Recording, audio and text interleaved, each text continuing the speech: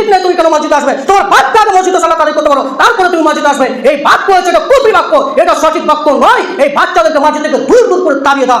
রাসূল সাজদা লম্বা করে দিয়েছেন, রাসূল কোলে তুলে নিয়েছেন, রাসূল রুকু অবস্থায় ঘাট থেকে নামিয়ে দিয়েছে। এতে আপনার সমস্যা কি হচ্ছে? কেন সমস্যা হবে?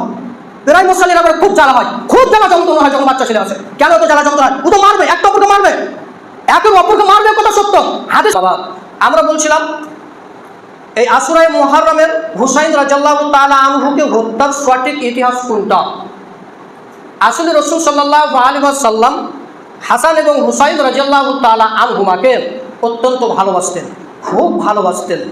এবং তিনি বলেছিলেন যে পৃথিবীতে দুটি সুগন্ধি, দুটি ফুল হচ্ছে হাসান এবং হুসাইন। তিনি অত্যন্ত ভালোবাসতেন। আর এই বেচারার মর্মান্তিকভাবে কারবালার ময়দানে হত্যা হচ্ছে। আর হুসাইন রাদিয়াল্লাহু তাআলা আনহু মারা যাচ্ছেন, সেটা হচ্ছিল 10 মুহররম।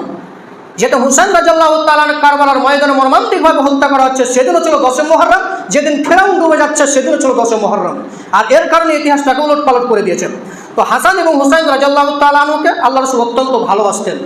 এবং কতটা ভালোবাসতেন হাদিস পেশ করলে আপনারা বুঝতে পারবেন।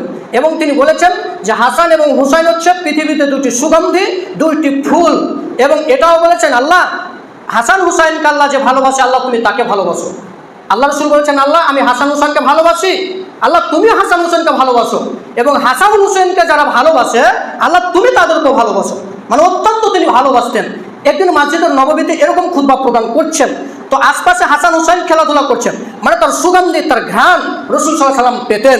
খেলাধুলা করে সাহাবীগণকে বললেন দেখো তো হাসান হুসাইন কোথায় খেলাধুলা করছেন। হাসান হুসাইন রাদিয়াল্লাহু তাআলা আনহু দেখলেন যে আশপাশে আছে, তিনি লাল জামা পরে মসজিদে প্রবেশ করছেন। তার মানে রাসূল সাল্লাল্লাহু আলাইহি ওয়াসাল্লাম কখনো তিনি বিরক্ত বোধ হননি।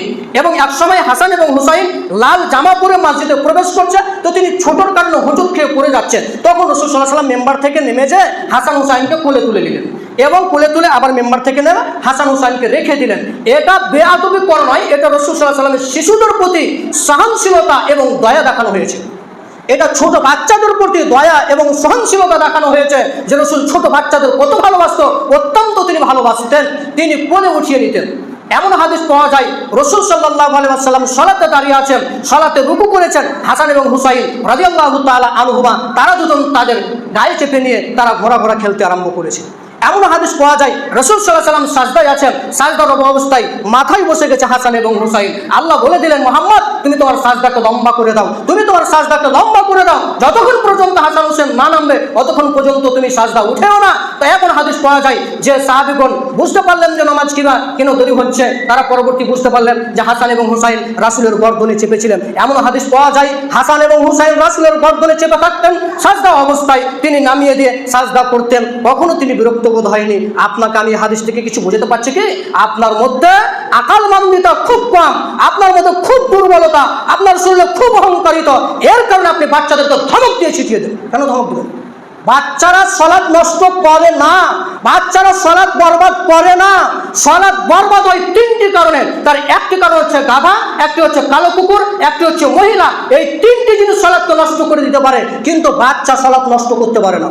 বাচ্চা আপনার কাটার দিয়ে দরাদরি করবে না, সালাত নষ্ট হবে না। বাচ্চা আপনার পায়ের সাথে পা ছোট বড়, আপনি উলট পালট কথা বলেন, কেন বললেন?